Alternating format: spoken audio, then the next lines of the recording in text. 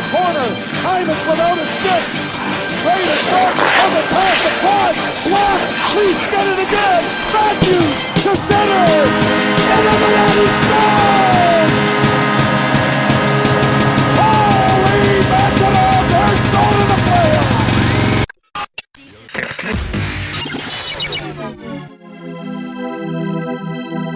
Created by Die-Hard Leafs fans for Die-Hard Leafs fans. This is the Holy Mackinaw podcast with Clayton Theriault, Danny Horton, and Brett Wills.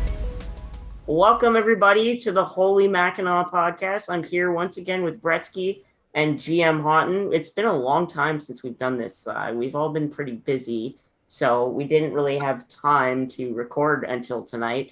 But man, it's been a whirlwind since we last recorded.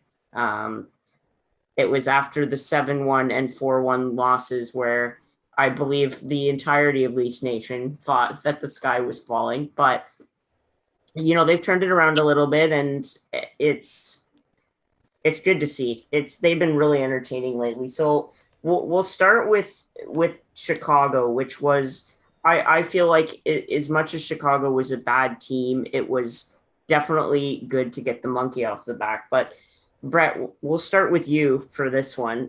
What did you think about the effort against Chicago? You know, it's really hard to say when you're playing a team like Chicago that's struggling the way they are. I mean, they've got some good players on paper, but they don't really have any goaltending, and they're in a rebuilding process, just like we've been since 1967. So, I mean, that's the thing. Like, was it a good effort? Maybe. Could they have played better? Probably. I don't know. I joke that when you're playing a team like Chicago is playing now, you're playing like a peewee team. But to say that, the Leafs, the first 2 weeks of the season, were playing like a peewee team. So maybe that's just not a fair assumption. That's fair, and I think it's when you're struggling though, it's a win kind of thing. But yeah, it's not really the best test of the audacity or the ability to play through basically a shit show. But Danny, what did you think about the Chicago game? So it's been a while, right? You mentioned it off the top, and trying to go back to that game against Chicago. Obviously, we were not happy with the team. Anyone who watched the previous podcast would see that. Things are a little bit different today, and we'll kind of work our way up to where we are now. But so in hindsight, looking back to the Chicago game, I remember my thoughts at the time. I was worried. I was very concerned because they had the 3 losses in a row consecutively to, actually, was it 4 losses? It was 4 losses in a row. The Rangers, the one that they should have won against the Rangers, and then they lost against San Jose. They, probably should have won against San Jose, and then they got embarrassed by Pitt, and then beat by Carolina, which is a good team. They played a little bit better in the Carolina game, and then we go to Chicago. Chicago was ripe for the picking. They're a team that didn't have a win. They actually just they have one win now. They got one like 2 games ago, but the Leafs were not playing the greatest in that game. Their defense was still very suspect. There was a lot of turnovers. They go down 2-0 in the first period again. You go, oh no, here we go again. This is almost like Pittsburgh all over again. No Patrick Kane in the lineup. No Marc-Andre Fleury in the net for Chicago. You're going, holy shit, boys. Like, the season's going to get away from us pretty quickly here. And then Matthews yelling at the bench. He's frustrated with Justin Hall. Little did we know that would be one of Justin Hall's last games. But Matthews yelling at the bench, you love that. And they go into the locker room, and, the boys have talked about it. It's come out now. Wayne Simmons was one of the guys that stepped up in the locker room and, kind of gave the boys a good talking to. And you need to hear that from the players. And they responded. I trying to think back to it. I remember they started to find a little bit of mojo in the second period with their offensive game in terms of their offense. And then Jack Campbell was keeping them in the game. He was making some good saves. And then In the third period, they started to come to life a little bit. They started to find a little bit of offensive mojo going. They're getting a little bit of confidence. They tie the game up. They go to overtime, and Willie, beautiful goal on that breakaway. They needed that win desperately, and I just expect more from this group. I expect more from this team than to struggle like that. They look like a team that was defeated. And I thought we were going in a totally wrong direction. It looked like the coach was going to be fired, or maybe it was just the panic in Leafs Nation after what happened in the playoffs. But yeah, much different mood today. But looking back at the Chicago game, a win's a win. I guess that's how I would sum that up. I think so too. And like I said, when you're struggling that bad, you take what you can get. I mean, who cares if it's a shootout, 5-0, 1-0? I don't care what it is. It was a relief. I sullied pretty hard when Nylander scored, just out of relief more than anything. Like, man. And then so the game after that was Detroit, which we won 5-4. Luckily, I mean, we were a little shaky defensively. Mrazek didn't have the greatest game, but again, a win's a win. It was 5-4. And Danny, we'll go to you first for this one because you actually were at that game. What did you think about the overall effort against the Red Wings?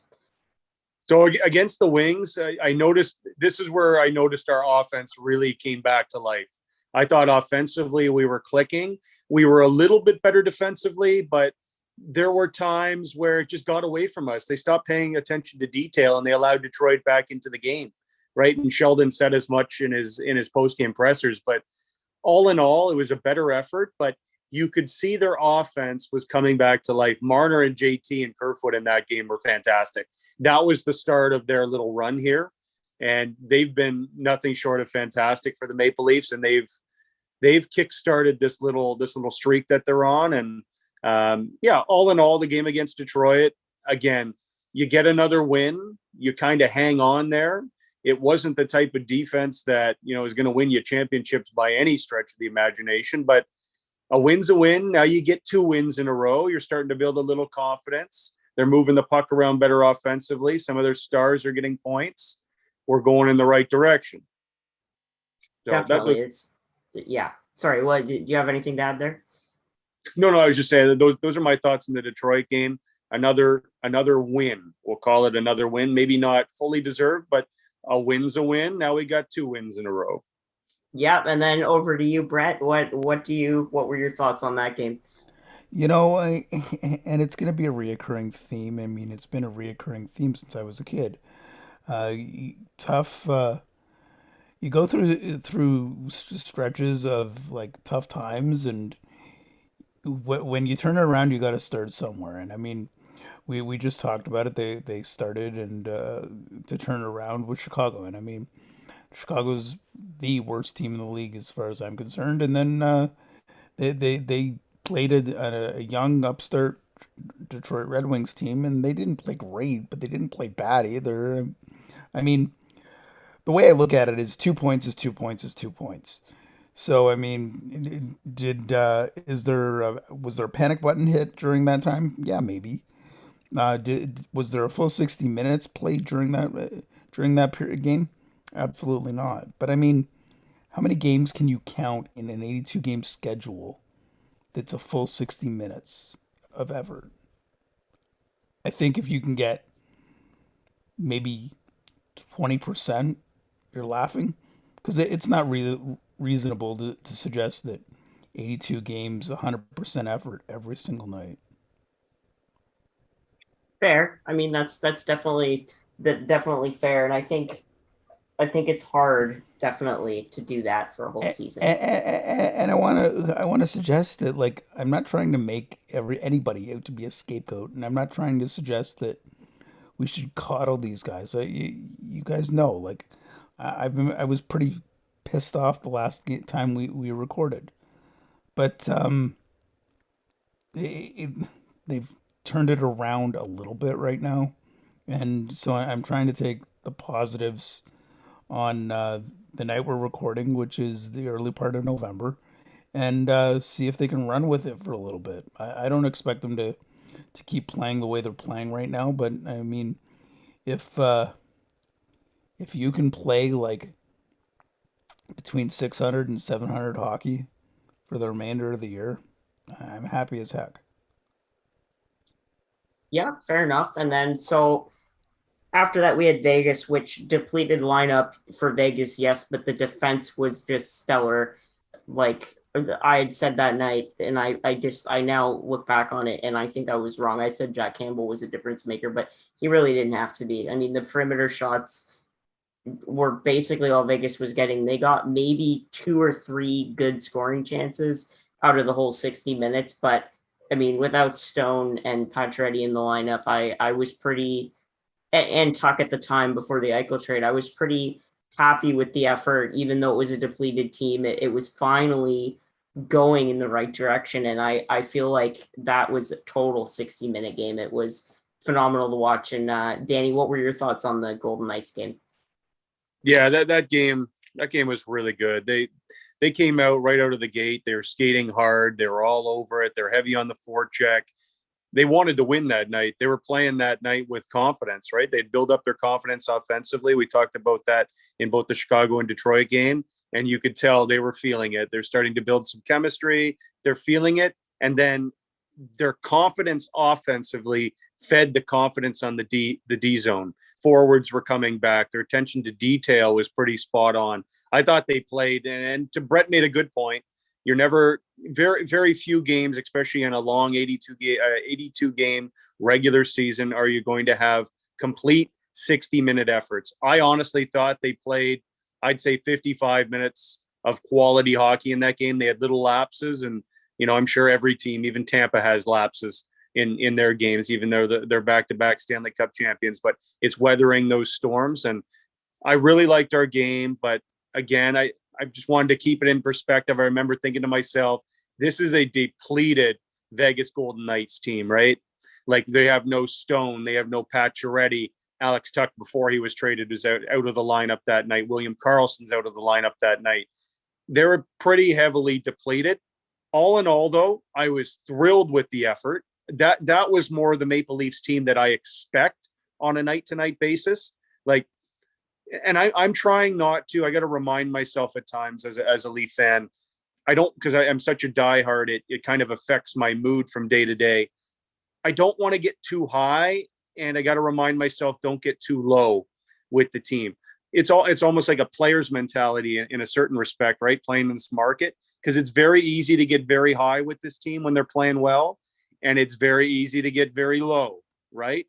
So I think it's a good reminder for all of us, myself included, especially. It reminds me, just kind of stay a little level-headed. The regular season's the regular season. We all know this team's going to be judged on one thing and one thing only, and their playoff performance is that, right? This team should be good enough, barring any major injuries or anything like that. Knock on wood. They should be a playoff hockey team, no question about that. They've got the talent. Just got to get through the injuries and deal with that through the regular season and keep racking up wins. This team will be judged on that. But games like against Vegas and then the next two games that we'll talk about are what we expect, I think, as Leaf fans on a night-to-night basis, regardless of because if you put forth that effort, you're going to win your share of games. Hell a lot more than you're going to lose. I love the attention to detail. They started to gel. That Golden Knights game was the start of something that hopefully they can carry over, and maybe they formulate a little bit of an identity as a team. Absolutely, and like you said, very depleted. But it's after those stretches of several lapses in judgment, it was finally starting to roll with that third in a row. Brett, what do you remember about the Golden Knights game? I'm reminded that good teams find a way to win against good teams, no matter what. And again, Danny pointed it out. Vegas had a bunch of guys that make their team better out for various reasons, and that's fine. But they were still playing an NHL hockey team, and they managed to get a shutout. Like, I mean, we're so conditioned as Maple Leafs fans that we expect the greatest out of them, and that's fine. Like, I don't that mentality, in my opinion, is fine. But when we're down on them, we're really down on them, and when we're high on them, we're really, really high on them. Um, they, they beat an NHL team, and so far they're that was what, number three? Yeah, that was three in a row. So I mean, I really don't have any complaints about it, except for the fact that, like Danny said, they were playing a team that had a depleted lineup.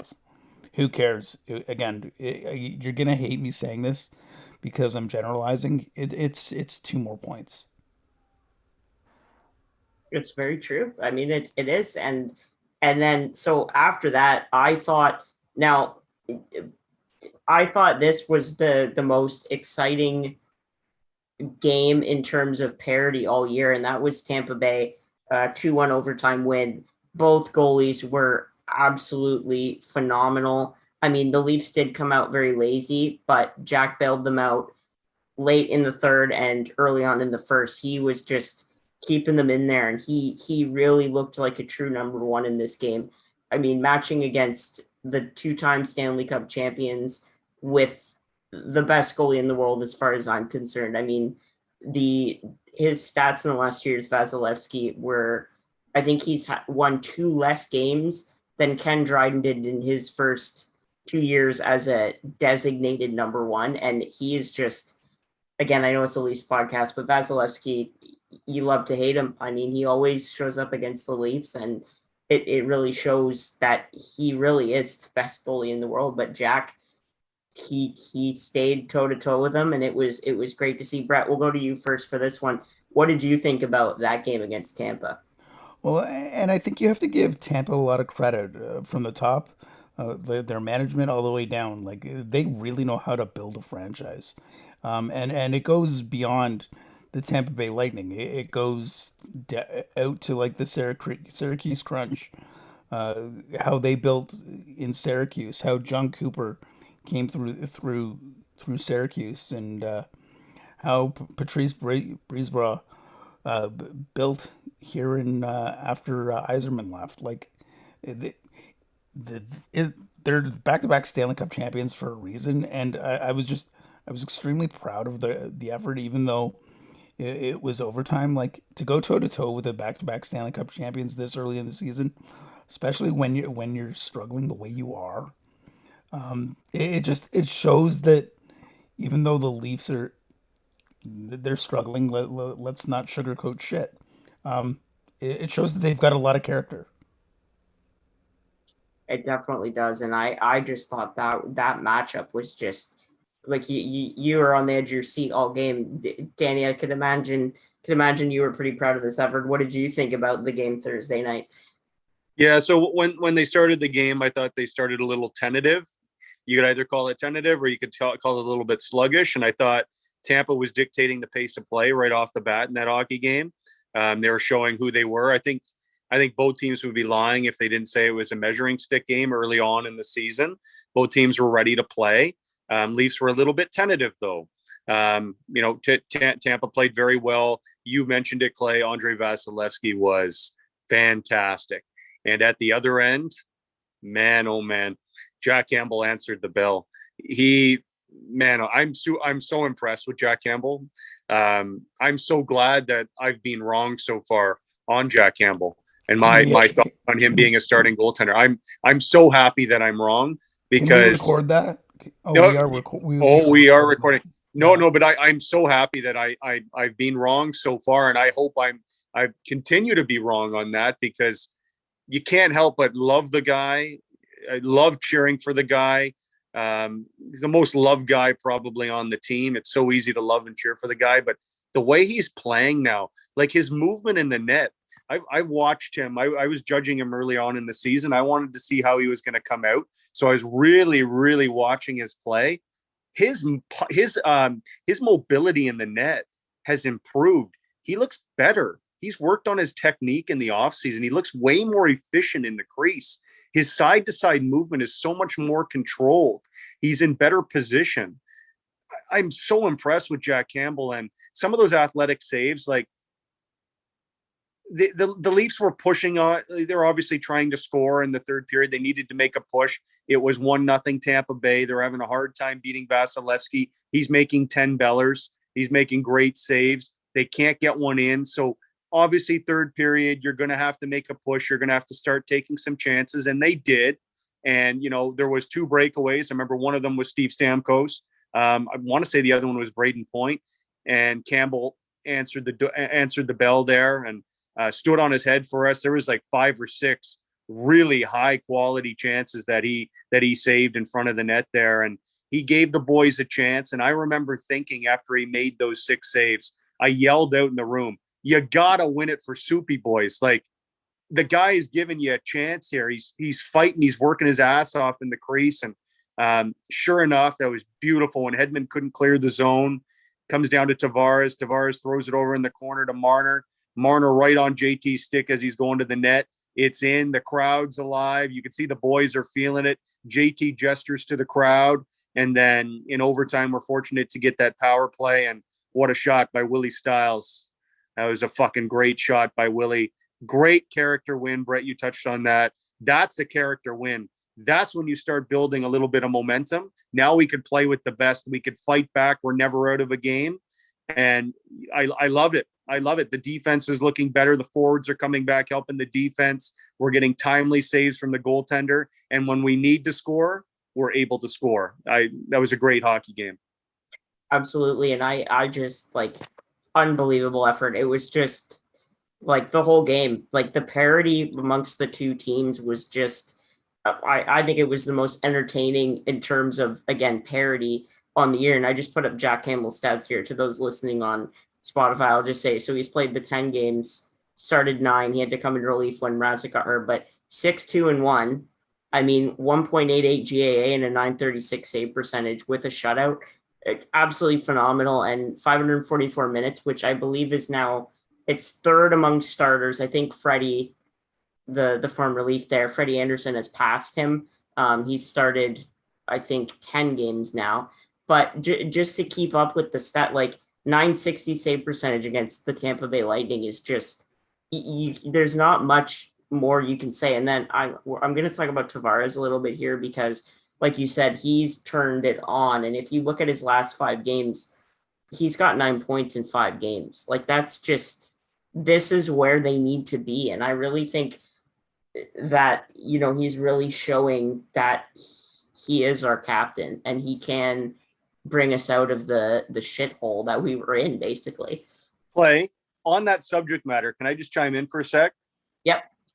So JT has played fantastic. I'd say the last 2 or 3 games specifically, and I'm including, we're going to get to it, but I'm including the Boston win last night. But the last 3 games specifically, he has been absolutely fantastic. He has looked like a rejuvenated player and our captain.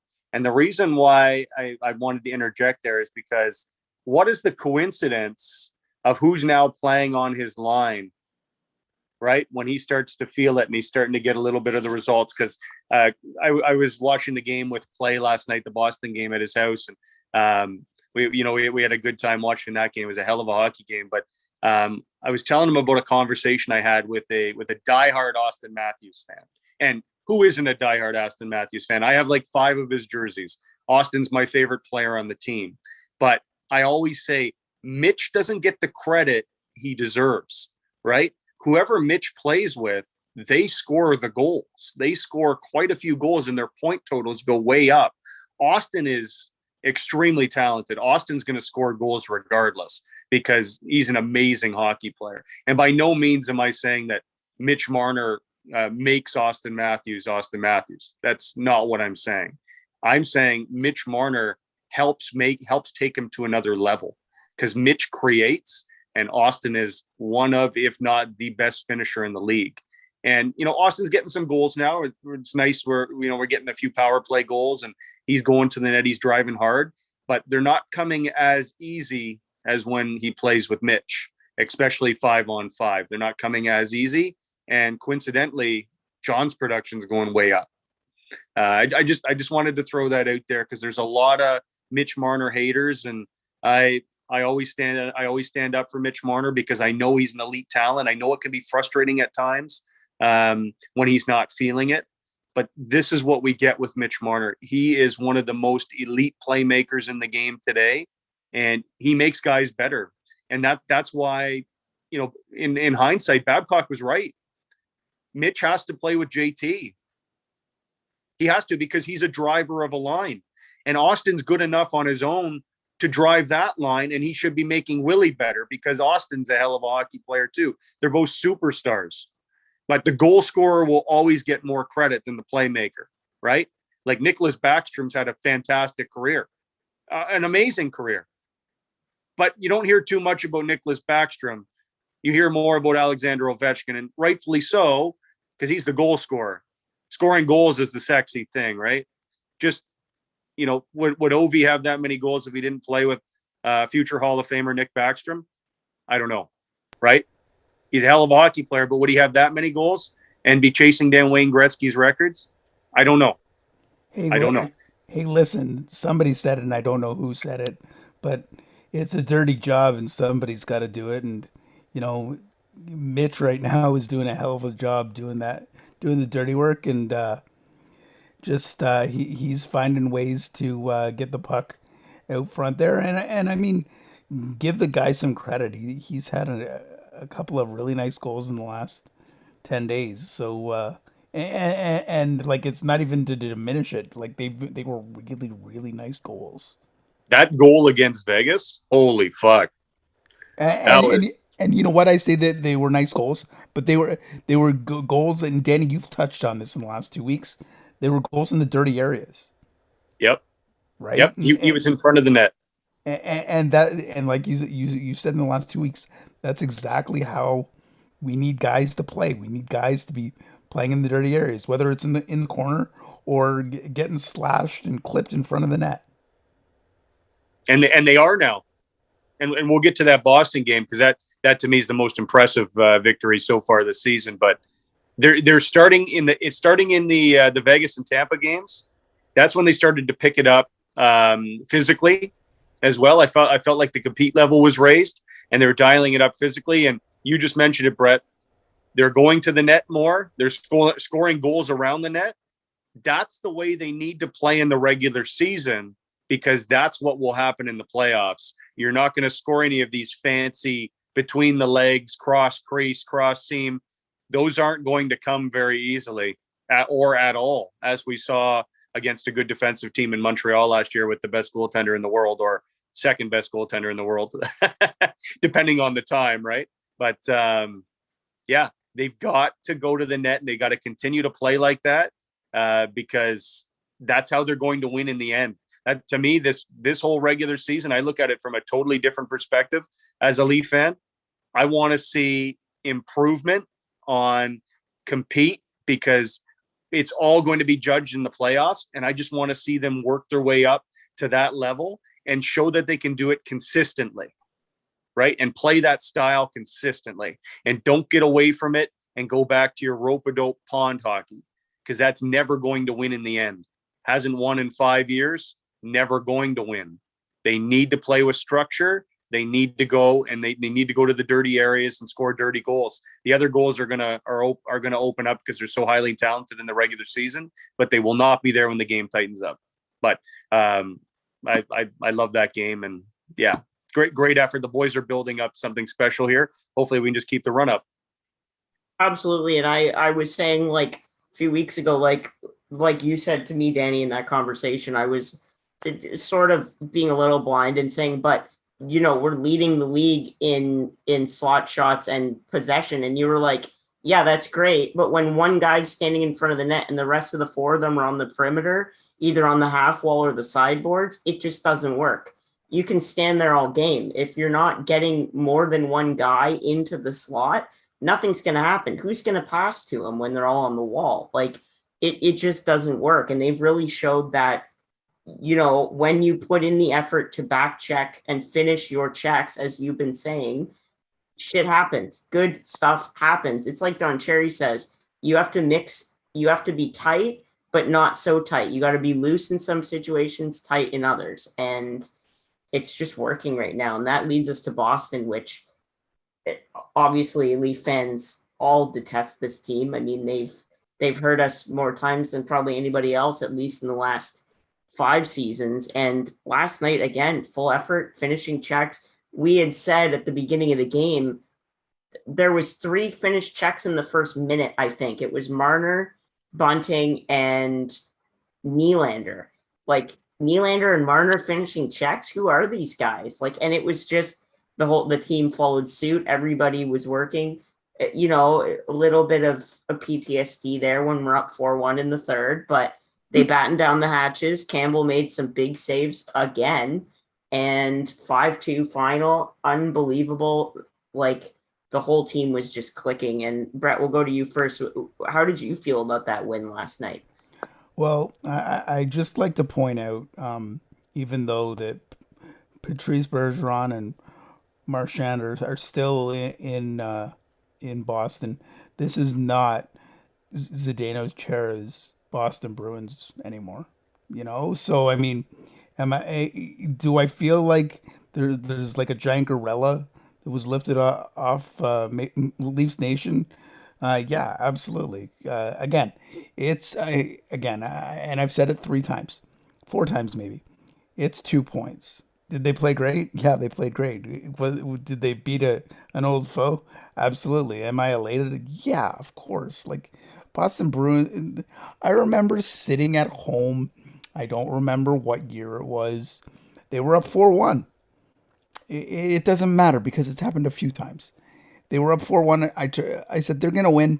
I turned the TV off, and I woke up the next morning and they lost, and it was in the playoffs.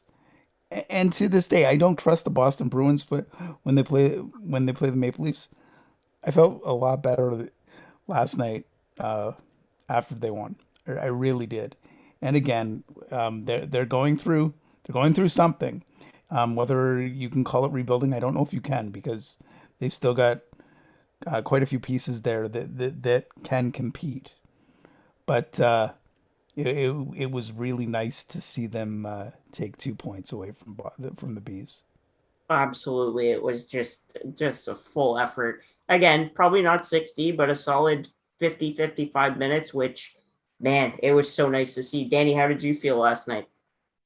Dude, that was our best game this season, and I'm not saying that just because we hammered the Bruins 5-2 and you get the 2 points.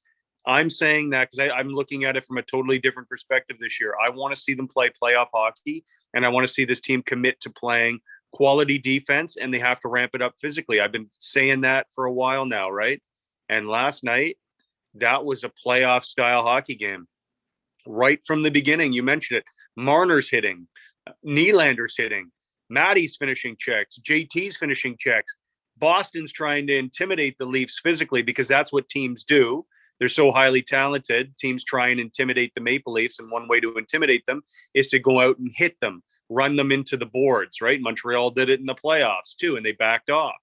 The Leafs started to back off because they didn't want to pay the price physically. That's the way to beat the Maple Leafs. There's no secret to it, right? And take away their time and speed in the neutral zone. Those are the 2 ways to beat the Maple Leafs. Last night, the Maple Leafs said, I don't give a shit. We're playing that style of hockey as well. And they were fantastic. They were flying all over the place. The compete, the hustle, the heavy on the forecheck, guys hitting.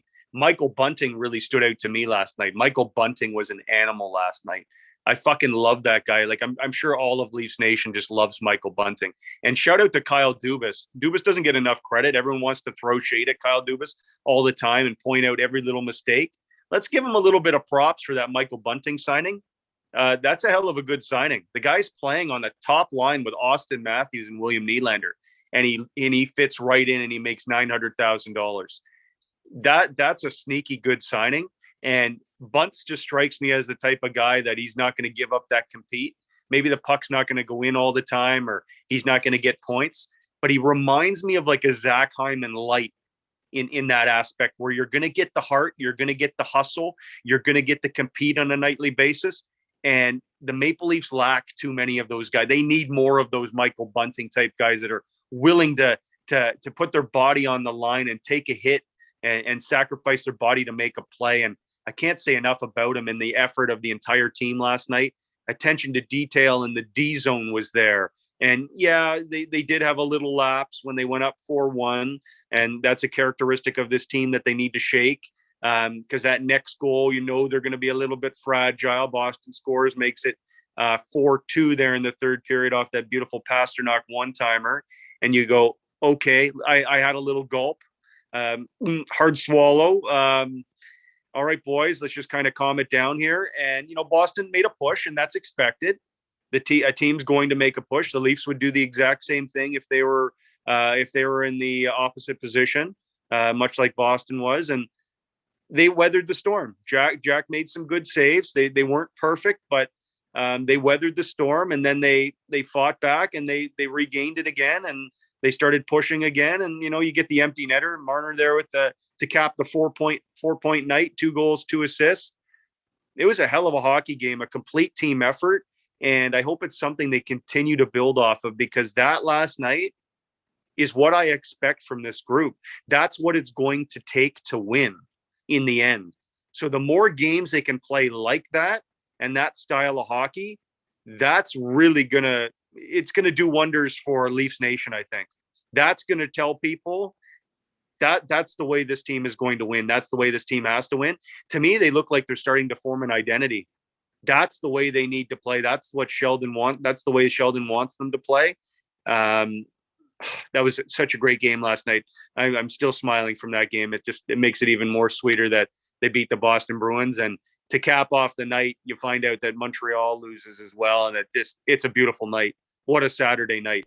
Montreal's now 3-10, and the Leafs are on a 5-game winning streak. It doesn't get any better than that. It's fantastic. I love it. Yeah, and the Leafs are 7-3-1, which is, 7 wins out of 11 games after that start that's what the 5-game winning streak can do. It really turns it around. And I can't say enough about Bunting and Muzzin last night. They were both in Marchand's kitchen all night. You saw the little battle between Muzzin and Marchand is trying to piss Muzzin off. Muzzin grabs his stick and basically pulls him to the Leafs bench. And Marchand was not too happy about that, but that's what you got to do. Like you said, you got to intimidate the other team. And let's hope it keeps up, because, we were saying just a week ago, like, it's not going to change. Like, they are who they are, and they proved us wrong again. So, hopefully it stays. We've got some, not easy games. LA tomorrow night, Monday the 8th. We have Philly Wednesday the 10th. And then we've got Calgary Friday the 12th, and then Buffalo on Saturday. Philly and Calgary are not going to go down easy. LA, they're aging. They aren't who they used to be, but like we said, they're still an NHL team. Kopitar's having a good year, so we got to shut those guys down. But Calgary as well, like they're always a beast to play. They're always physical. So we'll see. There are no nights off in the NHL. Every team could beat any team. It's such a tough league. You can't take any team lightly. All I ask for, regardless of the result, because you're going to lose games too. Just if the effort's there, bring the effort in the compete. If you happen to lose because you weren't the better team on that night, or you hit posts, or puck luck or whatever, that's fine. Like, I can live with that. Bring the consistent effort that's required of a championship level team, or a team that's aspiring to be a championship team. That's all I ask for in that compete. It'll be an interesting week. I just hope they don't have any letdowns. But Clay, can we get into a couple players that I wanted to throw shout outs to? I'm glad you mentioned Muzzin. I forgot about Jake. You're absolutely right. I'm glad you brought up his name. He was fantastic last night. He answered every Boston forecheck. I actually think Boston was getting a little bit frustrated because the Leafs were answering back every physical hit that Boston would throw at them. And I like how Brett touched on it earlier. Brett mentioned that this is no longer Zdeno Chara's Boston Bruins. And remember, they used to have like Adam McQuaid, and they had some real tough guys where they could really intimidate you. Not saying they still don't have any like team toughness or anything like that, because they do. But Toronto answered every single physical hit and every single push that Boston had. And Boston knew they couldn't get under their skin physically. They had to go out and actually beat them. And when you go toe-to-toe with this Maple Leafs team with that talent and skill, and they bring that level of compete, there is not many teams that is going to beat this team when they play like that, because they're that damn good. And that's what makes me smile, and that's what makes me super happy as a Leaf fan. Just keep bringing it on a night-to-night basis. Another player I wanted to mention that, I've been wrong on so far. So like I want to be fair, right? I remember I said at the beginning of the year, when we were talking about the Leafs decor, and I didn't think that Timothy Liljegren was going to be an NHL, or I still don't think he's going to be a top 4 NHL defenseman. I still believe that, but boy, is he a serviceable NHL defenseman. Liljegren's been fantastic. He's not making any mistakes out there on the ice, or very little mistakes. I just thought he's been pretty damn good. I'm not going to say he's fantastic, because that would be a lie. And I think there's a lot of, Timothy Liljegren, like, super fans out there that'll jump all over you and try and rip your throat out if you get on Twitter there and try and criticize the guy at all. But he's been very good. Like, I have to say, he's been good. He's been really steady, not making too many mistakes, and he looks like he belongs. I think he's going to be a serviceable NHL defenseman. I'm still very skeptical that he's going to be a top 4 NHL defenseman, but you take it. A guy like that can play a depth role and move the puck and not cost you defensively. I think it's a great finding. And the rumors out there that the Leafs are looking to move either one of Justin Hall or Travis Dermott. And that's a credit to Timothy Liljegren, because they could not move one of those guys if Timothy Liljegren wasn't playing and proving that he could play at this level. So I wanted to throw that out there. I'm fair. When I'm wrong, I will admit that I'm wrong. And when I'm right, I just know I am. But anyway. Hey, fair enough. I mean, you gotta be fair, like you said. And Sandin too, that's my shout out, is like, he can quarterback a power play. He's shown he can. Sandin has been phenomenal. Like, the Leafs are up to 20% on the power play since they moved him onto the first unit. And I think he's really done a great job of it. But he hasn't been on the first unit, Clay. It's Riley that's still on there. Oh, yeah, it is still Riley. Yeah. No, but like, to your point, because I 100% agree with you. I think that Rasmus Sandin should be running and quarterbacking that top power play unit, for the simple reason of he actually has a shot and he's not afraid to use it. Because Mo, like, everyone loves Mo, and he's a great player, and he's a leader on the team, and he's really good 5-on-5. But Mo has really nothing to offer on that power play other than passing the puck. He never shoots the puck. With Sandin, at least you have a shot threat, and he's not afraid to shoot it on net. That's the beauty of that kid. And he can still pass the puck. He's extremely talented. He's a guy that I believe he's going to be a top 4 defenseman. It's just the only thing right now, the only reason why he's not playing in the top 4, it's an unfortunate set of circumstances, because he's a left-handed shot defenseman. Riley's a left-handed shot defenseman. Muzzin's a left-handed shot defenseman. Brody, luckily, again, left-handed shot defenseman, but he at least plays his offside. You can't put Sandin with Riley because they're two lefties. None of them can play their offside. And then that's why they've moved now Brody down with Muzz, because that's now the team's top shutdown pair, now that Hall's off there. So if they trade Hall or Dermott, they have to trade for a right-handed shot defenseman, a defensive defenseman with size, preferably, to play with Mo. That's the only reason that Rasmus Sandin isn't in the top 4, in my opinion. If Mo was a right-handed shot, he's playing up there. Like, thankfully, Travis Dermott is willing to play his offside, because he did play his offside a little bit in junior, and he has played some at the NHL level, and credit to him, because it's not easy to do. So Dermott's doing an admirable job with it. But if you can get a defensive-minded defenseman to pair with Morgan Riley that is right-handed shot, or a left-handed shot defenseman that is used to playing his offside, like TJ Brody, man, oh man, all of a sudden this team becomes pretty damn good on the back end. But I'm curious to see what happens there with the Hall and Dermott situation. Kyle must have his eye on somebody. I think Kyle Dubas has a real eye for talent. I don't think he gets enough credit for that. I think he has a real eye for talent, and everyone likes to harp on all the negatives and, the signing of the big contracts and all that. What the hell would you want him to do? Of course you're going to sign these guys, right? It's just unfortunate that the salary cap hasn't gone up due to COVID, right? So it is what it is. But I just wanted to mention a few of those names. I don't know if you guys had any other names that you wanted to mention, players that really stood out to you or that have impressed you so far. Honestly, like, I think it's just been a good all-around effort. The core four are doing what they need to do, and you notice the depth players making, not every night, but it seems to alternate between Kerfoot, Bunting, David Kampf, unbelievable on the face-off. I know he's not much of a offensive threat, but it's good to have him on our penalty kill. Give Mitch Marner a little bit of a break. I mean, Mitch Marner, he's not a big guy. We don't want to tire him out too much and gas him out too early in the year. So it's good to see. But no, I think that's about all we have for tonight. I mean, it's been a good run. Just before we end it, can I touch on Kampf? I just want to touch on Kampf. So yeah, you brought up a good point on David Kampf. He's very good at faceoffs.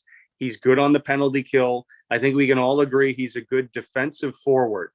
But I feel like Andre Kasha, and Brett and I were talking a bit about this earlier tonight. Andre Kasha has played very well. I love his compete. He's got more talent than he's allowed to showcase on the ice because he's not producing offensively, but he has way more talent and upside than people may think. This is the part that I struggle with. And maybe it'll be resolved when Ilya Mikheyev gets back later in December.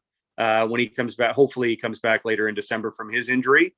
Because then, even though I don't necessarily love Kerfoot at center, Kerfoot has a lot more offensive upside than David Kampf. I believe David Kampf should be this team's fourth line center, and you move Spets to the wing.